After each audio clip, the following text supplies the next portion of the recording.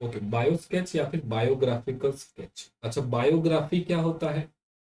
Biography, biographic होता है किसी के जीवन के बारे में बता। बायोग्राफी, बायोग्राफी जैसे जियोग्राफी आपने पढ़ा है, पढ़ रहे हो आप लोग सब्जेक्ट, है ना? जियोग्राफी, जियो मतलब क्या है? अर्थ। अर्थ के बारे में जो बताता है वो क्या है? जियोग्राफी। ठीक है ना? उसी तरह बायो, वो बायोलॉजी वाला बायो नहीं, ये है ह्यूमन बायो, इंसान के बारे में जो बताता है वो है बायोग्राफी। ठीक है? तो biographical sketch means an account of the life and activities of an individual और फैमिली। किसी एक आदमी के बारे में या उसके परिवार के बारे में जो जानकारी दे, उसको क्या बोलते हैं? उसको बोलते हैं बायोग्राफिकल स्केच। जैसे आप लोग अभी एंशियंट इंडिया पढ़ रहे हो, है ना? एंशियंट इंडिया पढ़ रहे हो, कुछ समय के बाद आप पढ़ोगे मिडिएवल इंडिया। मिडिएवल इंडिया में मुगल कब आए भारत में, है ना? उन्होंने फिर मुगल साम्राज्य कैसे बड़ा हुआ, बाबर कौन था, अकबर कौन था, जहांगीर कौन था, शाहजहां कौन था, औरंगजेब कौन था, ये सारे पढ़ोगे। केवल उसके बारे में नहीं, उसके पूरे खानदान के बारे में पढ़ोगे। शिवाजी कौन थे, मराठा कौन थे, उसके पूरे खानदान के बारे में पढ़ोगे, है ना? फिर आगे और आगे बढ़ोगे तो महात्मा गांधी के बारे में पढ़ोगे, महात्मा गांधी के साथ साथ उनके खानदान मतलब इंडियन नेशनल कांग्रेस के बारे में भी पढ़ोगे, नेहरू के बारे में पढ़ोगे, सुभाष चंद्र बोस के बारे में पढ़ोगे, अंबेडकर के बारे में पढ़ोगे, सबके बारे में पढ़ोगे, है ना? तो जो बायोग्राफिकल स्केच होता है, किसी आदमी के बारे में या उसके पूरे खानदान के बारे में वो जानकारी देता है। It would include information about the persons name, place of residence, education, occupation, life and activities and other important details. उसके जीवन से जुड़ी हुई जो भी बातें, उनका नाम क्या है, वे कहाँ रहते थे, क्या क्या उन्होंने शिक्षा ली, क्या क्या उन्होंने काम किया, और कहाँ कहाँ वो गए, जितने भी जरूरी बातें, वो सब के बारे में जानकारी देते हैं। ठीक है, biographical sketch. A biographical sketch is always written by someone else except the person on whom it is written. जैसे आप अपने बारे में नहीं लिख सकते, जैसे आर्या लिखेगी, मैं श्री श्री श्री 1008 महामंडलेश्वर आर्या का जन्म इस पृथ्वी धरातल पर सन इतना को इतने में हुआ था। मैं महान वंशज, है ना, महापात्र वंशज की लाडली लड़की हूँ। मेरे स्वागत में गाना गाया जाता था, है ना? ऐसा नहीं पढ़ेंगे, है ना? या फिर हर्षिता ऐसा नहीं पढ़ेगी कि श्री श्री कुमारी हर्षिता का जन्म देवगढ़ स्थान पर सन अब इतने में हुआ। ये महान शूरवीर नेता थी, बहरा वंश का उन्होंने टेक रखा था। ऐसा नहीं करेंगे। हम तो अपने बारे में नहीं लिखते हैं, और बढ़ा चढ़ा करके तो बिल्कुल भी नहीं लिखते हैं। लिखते भी हैं, जैसे ऑटोबायोग्राफी भी एक चीज होता है। जैसे माई एक्सपेरिमेंट्स विथ ट्रूथ, बताना किसकी ऑटोबायोग्राफी है? हाँ, यस, आर्या बताना। सब महात्मा गांधी। यस, तो उन्होंने अपने बारे में भी लिखा है, लेकिन उन्होंने बढ़ा चढ़ा करके इधर उधर से नहीं लिखा। और वो लिख भी सकते हैं क्योंकि वो है ही इतने बड़े फिगर, है ही ना, बहुत बड़े। वो ऑलरेडी इतने बड़े नेता हैं कि वैसे उनको खुद इच्छा नहीं थी लिखने की, लेकिन लोगों ने कहा कि महात्मा गांधी जी आप लिख दो, ताकि उस जमाने में तो इतना रेडियो टेलीविजन सब कुछ नहीं था ना, डेटा वगैरह। आप लिख दो ताकि आगे आने वाले पीढ़ी को पता चल सके कि आप जैसा कोई व्यक्ति भी था। Okay, okay. It provides the pen picture of that person. A bio sketch presents the facts about the person's life, including what the person did and how she influenced the world. है ना? उस व्यक्ति ने जीवन भर क्या किया और उसके कार्यकलापों से जीवन को मतलब लोगों को क्या फायदा हुआ, है ना? इसके बारे में जानकारी। एक शब्द है आपका पेन पिक्चर, है ना? इसको थोड़ा नोट डाउन करना। एक शब्द है पेन पिक्चर। पेन पिक्चर का मतलब बेटा होता है डिटेल्ड डिस्क्रिप्शन, एकदम डिटेल में बता, है ना? तो पेन पिक्चर का मतलब है डिटेल्ड डिस्क्रिप्शन। आप लोग लिख लो, डिटेल्ड डिटेल्ड डिस्क्रिप्शन।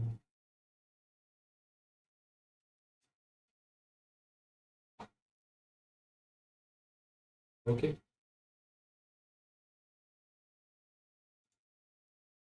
अच्छा डिटेल का मतलब ये भी नहीं होगा कि वो सुबह 6 बजे उठते थे और चार पूरी सब्जी खाते थे, है ना, फिर थोड़ी नींद आती थी तो हल्का सा सो जाते थे, फिर थोड़ा चलते थे, फिर टीवी देख लेते थे। अननेसेसरी बातें हैं ना ये, इन बातों को नहीं लिखना है। ऐसी बातें की लिखना है जिसके जिससे कुछ हम लोग को मोटिवेशन मिल सके, कुछ बातें जानकारी मिले। यस किरण बताओ। सर मैं बोलती जो वर्ड मीनिंग्स है वो हम कॉपी में लिखें। हाँ बेटा लिखो, हाँ सही बताओ बेटा। सर बायोस्किल्स क्या ओनली मतलब इम्पोर्टेंट लोगों के ऊपर लिखा जाता है? नहीं तो एरे गैरो के बारे में क्यों लिखा जाए, क्यों लिखा जाएगा? मुगल साम्राज्य को ही ले लो, अकबर ये सब इम्पोर्टेंट थे, लेकिन आपको पता है एक शाह आलम करके भी था, शाह यस आलम सर। करके, लेकिन उनके बारे में उतना डिटेल नहीं है क्योंकि कुछ किया ही नहीं। एक आराम शाह करके था, वो दिन भर आराम ही करता था, उसके बारे में पढ़ोगे। महाराणा प्रताप जी के बारे में इतना क्यों पढ़ते हैं डिटेल, क्योंकि उन्होंने किया है काम। जीवन में कुछ काम करेंगे तभी तो लिखेंगे ना, कुछ काम होगा तभी तो लिखा जाएगा, ना तो क्या लिखेंगे? सुबह उठते थे, खाते थे, घूमते थे, सो जाते थे। अब ये क्या, इसमें क्या जानना है? कुछ जानकारी है ही नहीं, चाहिए ही नहीं कुछ। It should describe the person's personality and provide an explanation for why he or she acted in certain ways। अच्छा, इसके साथ साथ ये भी बताना है कि उसका व्यक्तित्व कैसा था, वो बड़े नरम दिल थे या गरम दिमाग के थे, है ना, और उन्होंने जीवन में जो कार्य किया उसके पीछे विचारधारा क्या है। जैसे जैसे हम लिख रहे हैं महात्मा गांधी जी के बारे में बायोग्राफी, एक्सक्यूज मी, हम लिख रहे हैं महात्मा गांधी जी के बारे में बायोग्राफी। तो महात्मा गांधी जी ने चंपारण आंदोलन किया, चंपारण मूवमेंट किया, नॉन कोऑपरेशन मूवमेंट किया, दांडी मार्च किया, है ना, आप लोगों को हल्का हल्का थोड़ा थोड़ा पता होगा, है ना, पता है थोड़ा बहुत। तो उसमें हमें ये बताना पड़ेगा ना कि महात्मा गांधी ने जो नॉन कोऑपरेशन मूवमेंट किया उसके पीछे उन्होंने क्या सोचा था, उनकी क्या आइडियोलॉजी थी, है ना? आर्य और किरण आपको क्यों हंस रहे हो बार बार, मुझे समझ में नहीं आ रहा है। ना तो सर मैं हंस नहीं रही हूँ। इसको हंसना कहते हैं, इसको हंसना कहते हैं। Laughing is an laughter is a noun, और मुझे दोनों ही नाउन के सारे सिम्टम्स दिखाई दे रहे हैं दोनों। क्या बात है बताओ, कुछ तो बात है। एक दूसरे में आज स्कूल में कुछ कांड हुआ है जिसमें आप दोनों सम्मिलित थे, इसलिए दोनों एक दूसरे को देख करके हंस रहे हो, या कुछ अंदर ही अंदर खिचड़ी पकड़ी।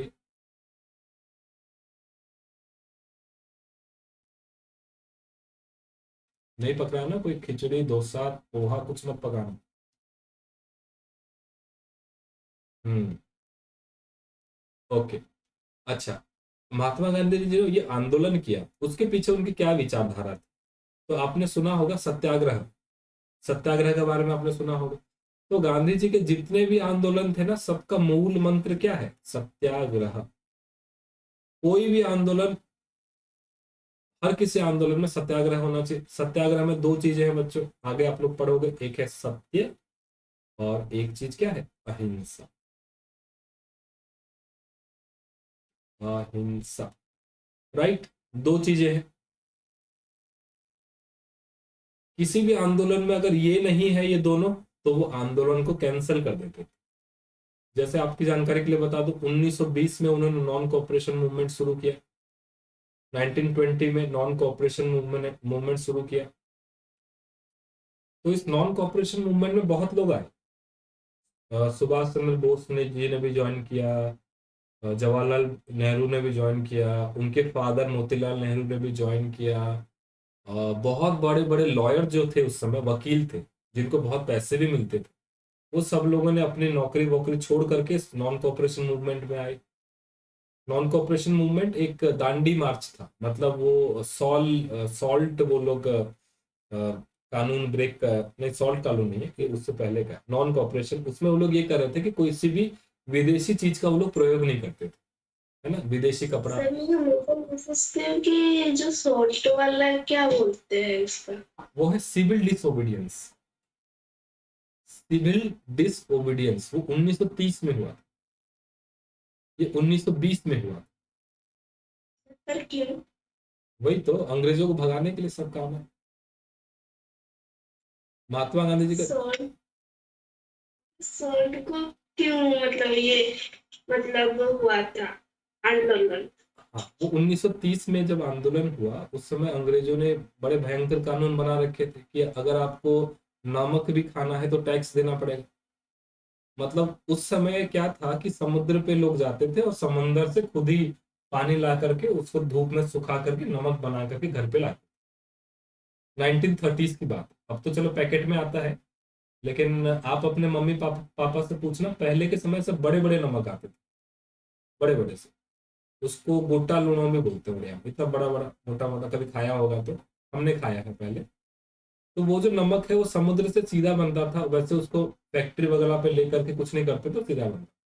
तो अंग्रेजों ने क्या किया था, कि उस नमक पे भी टैक्स लगा दिया। अब नमक तो बहुत बेसिक चीज है ना, अब इतनी सी चीज के लिए टैक्स लगा दोगे तो गरीब आदमी पैसा कहाँ से देगा। तो इसलिए उन्होंने 1930 में वो शुरू किया है। तो उनके जितने भी आंदोलन रहे, चंपारण से लेकर के नॉन कॉपरेशन, आगे फिर सिविल डिसोबीडियंस, जो आपका ये दांडी मार्च है सॉल्ट वाला, 1942 में जो क्विट इंडिया मूवमेंट है वो, जितने भी आंदोलन इससे पहले जो साउथ अफ्रीका में थे उसमें भी जितने आंदोलन किए, सब में एक चीज कॉमन था, सत्याग्रह, है ना। तो इसलिए हमें ये बताना पड़ेगा कि वो व्यक्ति ने ये क्यों किया। जैसे आपने पूछा ना कि दांडी मार्च क्यों किया, सॉल्ट से सर क्या ही हो जाएगा, नमक से क्या हो जाएगा, तो मैंने बताया ना कि क्यों किया। तो ये भी आपको बायो स्केच में बताना है।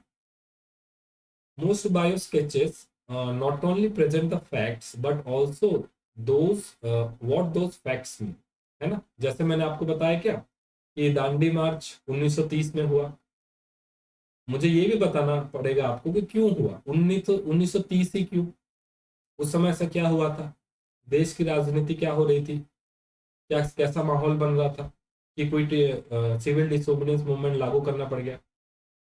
वो सारा हमें डिटेल बता। ठीक है जी। Okay next. इसमें कुछ चीजों का ध्यान रखना है आपको, जो भी लिखना है वो लिखेंगे थर्ड पर्सन। थर्ड पर्सन कौन है बेटा, ही, शी, इट, दे, ये सारा है थर्ड पर्सन, है ना, थर्ड पर्सन सिंगुलर प्लूरल। या फिर कोई भी नाम, जैसे Ram, Ram did the work, है ना, जैसे Mahatma Gandhi, Mahatma Gandhi fought for independence, Mahatma Gandhi launched civil disobedience movement in the year 1930। Okay, ये सारा आपको थर्ड पर्सन में लिखना है। हाँ जी किरण बताओ। सर बायोग्राफीज में तो हम खुद का भी लिखते हैं, तो जब खुद का लिखते हैं तब उसमें आई क्यों नहीं लगा सकते? मतलब जब कोई इंसान खुद का बारे में लिखेगा तो? अब वो ऑटोबायोग्राफी है ना, उसमें लिख सकते हो, ये तो बायोग्राफी है, ऑटो वाले में लिख सकते हो। सिग्निफिकेंट एंड इम्प्रेसिव पॉइंट्स, ठीक है जी। स्पेशल अवार्ड्स रिकॉग्निशन क्या मिला, डिस्क्रिप्टिव बताना है, थोड़ा डिटेल बताना है, ठीक है ना। सब कुछ बताना पड़ेगा कि महात्मा गांधी जी ने साउथ अफ्रीका कब गए, किन से मिले, इंडियन नेशनल कांग्रेस की स्थापना कब हुई, वहां किन से मिले, कहाँ रहते थे, उनकी पत्नी का नाम क्या है, कितने बच्चे थे, वहां पे उन्होंने क्या क्या काम किया, अंग्रेजों ने कौन कौन से नियम लाए थे जिसका उन्होंने विरोध किया, कब भारत लौटे, किन से मिले, उनके राजनीतिक गुरु कौन है। अच्छा आप लोग बता सकते हो उनके राजनीतिक गुरु कौन है, who was his political political गुरु, महात्मा गांधी जी के पॉलिटिकल गुरु कौन बता सकते हैं। बहुत बड़े फेमस लीडर है फ्रॉम महाराष्ट्र। गोपाल कृष्ण गोखले, गोपाल कृष्ण गोखले उनके बहुत बड़े ये थे, है ना, उनके गुरु थे। ठीक है जी। महात्मा गांधी जी के बड़े बेटे का नाम क्या है बताओ?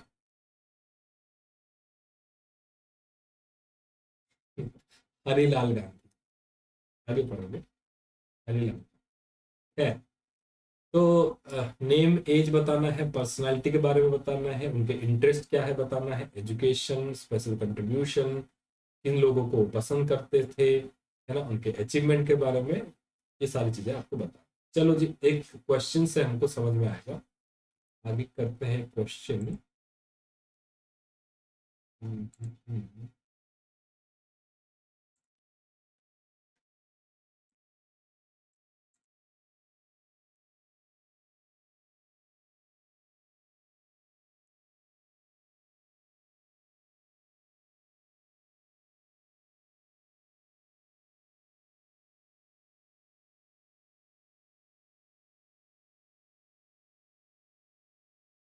ओके, ये थोड़ा सा जो वर्ड्स है ना ये आगे पीछे हो गए।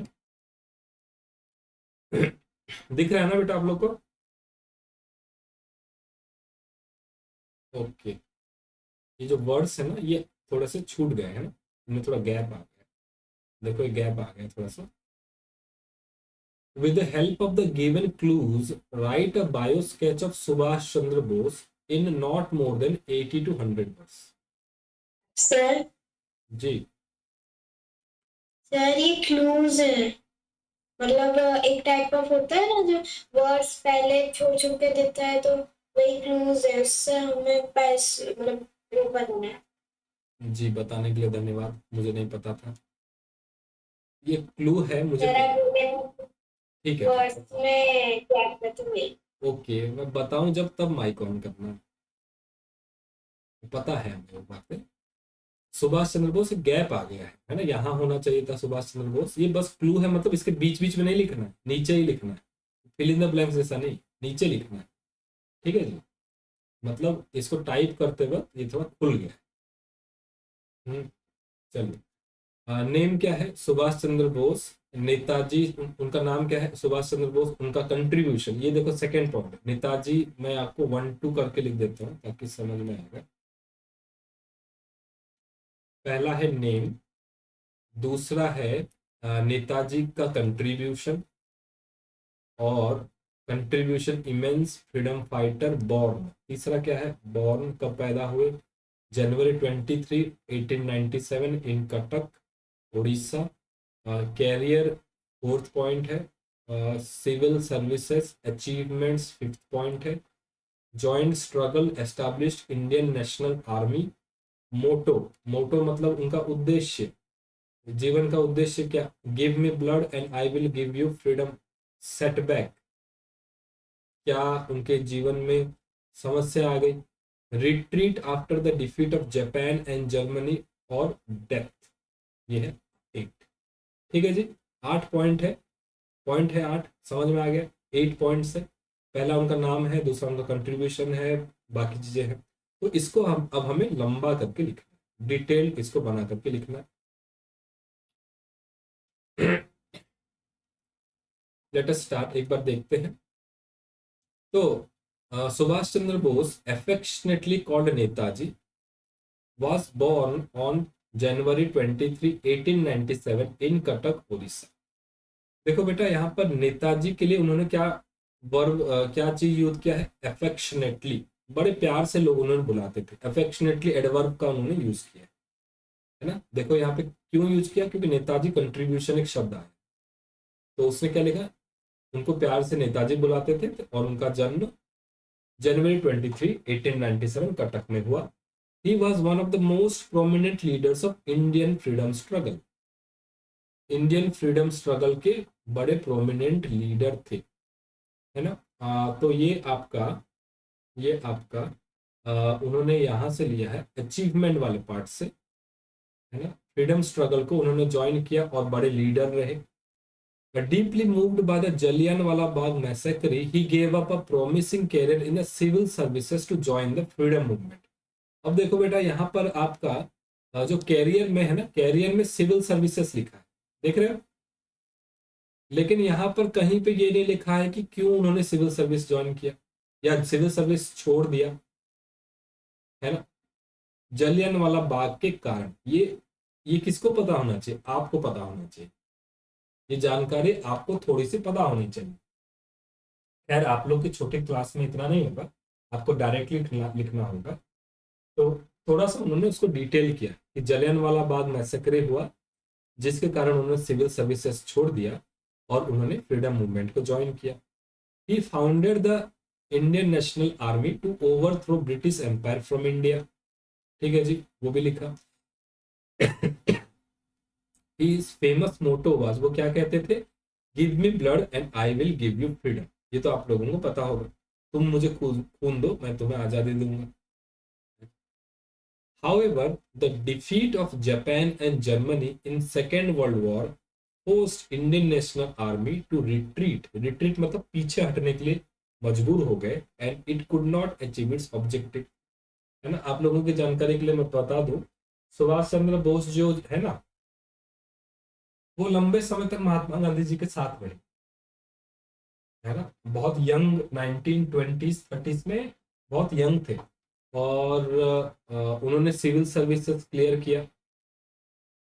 आज जिसको आईएएस बोलते हैं, वो उन्होंने क्लियर किया था।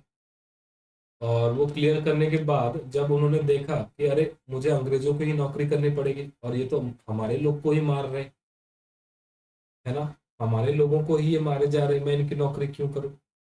तो ऐसा करके उन्होंने फिर महात्मा गांधी जी का सपोर्ट किया नॉन कोऑपरेशन मूवमेंट में, जो मैं आपको बता रहा था 1920s में उनका सपोर्ट किया।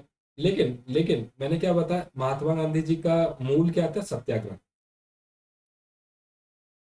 जब महात्मा गांधी जी सत्याग्रह, ये नॉन कोऑपरेशन मूवमेंट कर रहे थे, क्या हुआ 1922 में कुछ लोगों ने एक पुलिस थाना जला दिया।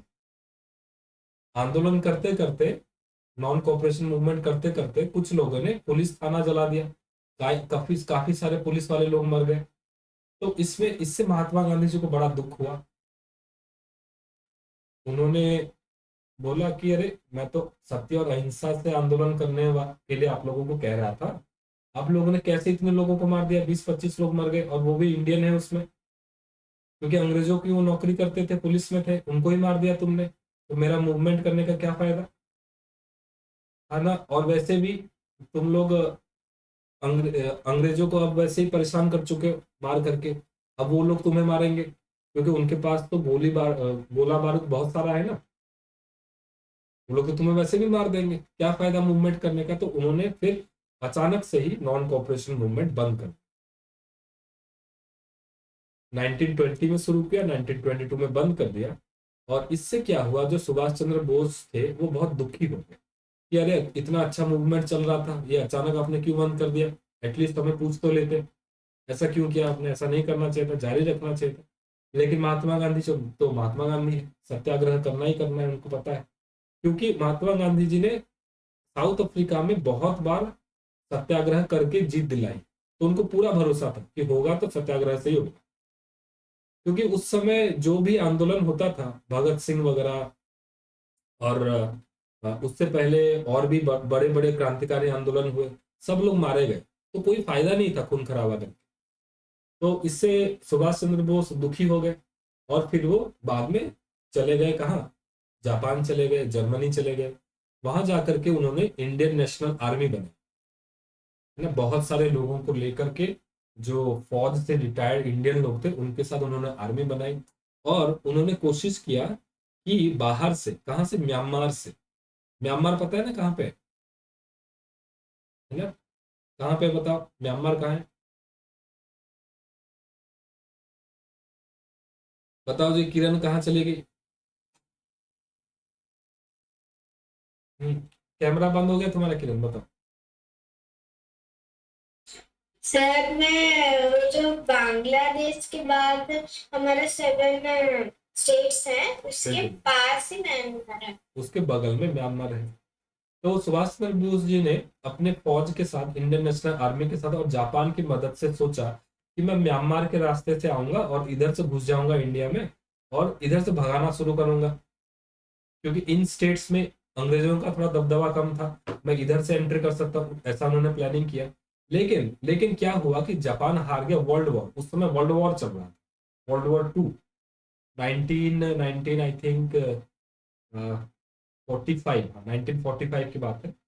तो जापान हार गया तो उनको सपोर्ट नहीं मिला, तो उनको वापस हटना पड़ा ना, ये कहानी। ठीक है जी। हाँ सही बताओ बेटा। वर्ल्ड वॉर क्यों करते हैं? क्यों करते नहीं, वो हो जाता है, जैसे हो सकता है। हो जाता है, लड़ते हैं, जैसे घर में भी देखो ना, घर में मम्मी पापा क्यों लड़ते हैं, क्यों लड़ते हैं, कुछ ऐसे ही कुछ कारण हो गया, कुछ कहा सुनी हो गई, मम्मी पापा नहीं, खैर सबके मम्मी पापा नहीं लड़ते होंगे, ऐसी बात नहीं है, या कोई भी दो लोग, कोई भी दो लोग क्यों लड़ते हैं, कि उसको लगता है कि नहीं मेरा ईगो हर्ट हो गया, सामने वाले को लगता है कि मेरा ईगो हर्ट हो गया। अब उसमें दो लोग लड़ते हैं तो परिवार में चार लोग हैं, तो एक उधर मिल जाता है, एक इधर मिल जाता है, तो दो लोग लड़ रहे थे, अब दो दो चार लोग हो गए। अब अगर यही लड़ाई फिर रास्ते के ऊपर होती है तो बहुत सारे लोग हो जाते हैं, एक टीम, टीम ए, टीम बी, इसमें 10 लोग, उसमें 10 लोग, ये अपने दोस्तों को फोन करके बुला लेता भैया आओ लड़ते हैं, वो अपने दोस्तों को बुला लेता भैया आओ लड़ते हैं, तो ऐसे करके दो लोगों की लड़ाई 100 लोगों की लड़ाई में बदल जाती है ना। वर्ल्ड वॉर भी ऐसा ही हुआ, है ना। पहला जो वर्ल्ड वॉर हुआ था वो जर्मनी के कारण हुआ था, है ना, और दूसरा वर्ल्ड वॉर भी जर्मनी के कारण ही हुआ, एक प्रकार से, है ना। दो लोगों से लड़ाई शुरू हुई, तुर्की तुर्की और उधर ब्रिटेन से लड़ाई शुरू हुई, और धीरे धीरे धीरे धीरे तुर्की के सपोर्ट में कुछ लोग आ गए, कुछ ब्रिटेन के सपोर्ट में आ गए, तो ऐसे ऐसे करते दो लोगों से लड़ाई शुरू होते होते 20-25 देश मिल गए। अब जब इतने सारे देश लड़ाई करेंगे तो उसको वर्ल्ड वॉर ही तो बोलेंगे। जैसे अभी देख लो, अभी हाल फिलहाल ही देख लो आप, कि अभी मान लो इंडिया पाकिस्तान की लड़ाई हुई बीच में, तो अब इंडिया के सपोर्ट में रशिया आ जाए, पाकिस्तान के सपोर्ट में अमेरिका आ जाए, अब रशिया के सपोर्ट में बेलारूस आ जाए, फिर उधर अमेरिका के सपोर्ट में ब्राजील आ जाए, इधर रशिया के सपोर्ट में चाइना आ जाए, उधर बेलारूस के सपोर्ट में अर्जेंटीना आ जाए, इधर चाइना के सपोर्ट में साउथ कोरिया आ जाए, उधर अर्जेंटीना के सपोर्ट में पेरू आ जाए, तो बहुत सारे देश हो गए ना एक साथ। दो लोगों से लड़ाई शुरू हुई तो ये तो आपस में बढ़ते बढ़ते वो होता है ना, अरे देखो मुझे सामने वाला मार रहा है, तुम मेरे दोस्त हो, तुम मेरी मदद नहीं करोगे, होता है ना क्लास में भी, होता है कि नहीं होता है। जैसे कल आर्या बता रही थी, लोग लड़ते दो लोग हैं, मॉनिटर किसी तीसरे का नाम ले देता है ना, तो इस तरह वर्ल्ड वॉर हो जाता है ना, इस तरह वर्ल्ड वॉर हो जाता है, इस तरह इसलिए कोशिश करते हैं कि लड़ाई ना हो, है ना, इसलिए इंडिया भी कोशिश करता है कि कोई बात नहीं, पाकिस्तान को दो चार मुक्का लगा दिया, अब चुपचाप बैठो, है ना। फिर ज्यादा कहा सुनी होगी तो वो तुर्की बुर्की को लेकर के आ जाएगा, फिर हम इसराइल वगैरह को लेकर के आ जाएंगे, है ना, वो फिर और किसी को लेके आ जाएगा, हम भी चुप नहीं बैठेंगे, हम भी ले आएंगे, तो इससे नुकसान किसका होगा, इससे नुकसान हम और आप लोगों का, जैसे जनता का होगा, है ना। अब वो बम ऊपर से बम फेंक देगा, उड़ते उड़ते पता चलता तालचेर पे गिर गया एक बम, एक बम देवगढ़ पे गिर गया, तो क्या करेंगे, खत्म कहानी, है ना, कहानी खत्म, टाई टाई फिश हो जाएगा, पढ़ाई लिखाई सब धरी की धरी रह जाएगी, जीवन खत्म हो जाएगा, है ना। है। तो समझ गए, तो इस तरह से थोड़ा सा डिटेल्ड आपको लिखना, ठीक है, मजा आया, अच्छा लगा, है ना, अच्छा लगा, बहुत अच्छी बात है, चलिए जी, अच्छा लगा है तो मेरी मदद करनी पड़ेगी, मेरे सवालों के जवाब भी देने पड़ेंगे आप, ठीक है जी।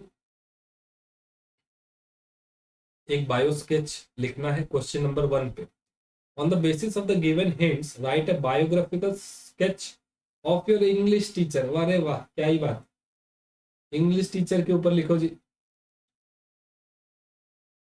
विनीत कश्यप नाम है, इंग्लिश टीचर है, 15 साल का एक्सपीरियंस है, पोस्ट ग्रेजुएट टीचर है, एमए इंग्लिश में है और डिग्री भी टीचिंग में है और बड़े अच्छा टीचर है। स्क्रिप्ट राइटिंग लिखने का काम अच्छा करते हैं, एनजीओ में भी काम करते हैं, हेड ऑफ द डिपार्टमेंट भी है और काम कंपोज हेल्पफुल भी है, लिख सकते हैं।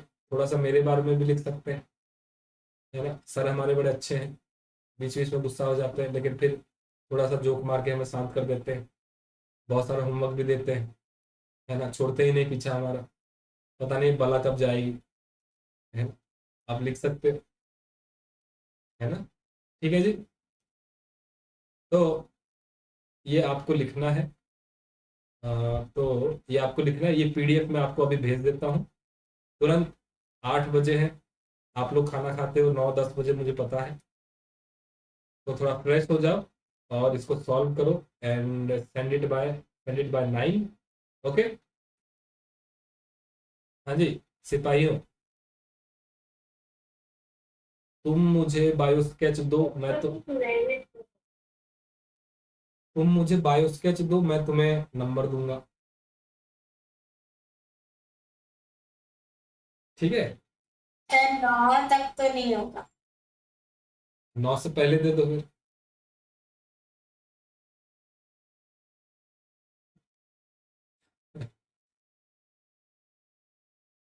हाँ, चलो 9:30 बजे तक, 10 बजे तक दे दो, सोने से पहले दे दो।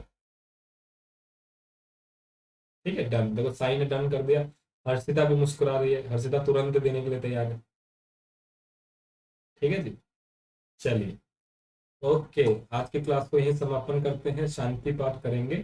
चलिए जी। हम्म, शांति पाठ, किरण शांति पाठ करो।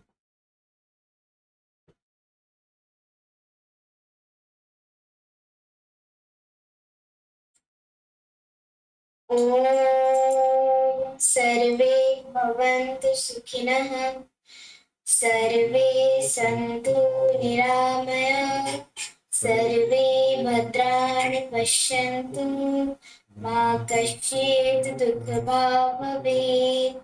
ॐ शान्तिः शान्तिः शान्तिः। ओके, थैंक यू बच्चों, thank you for your time. Thank you sir. Thank you sir, thank you बच्चों। Okay okay, good night.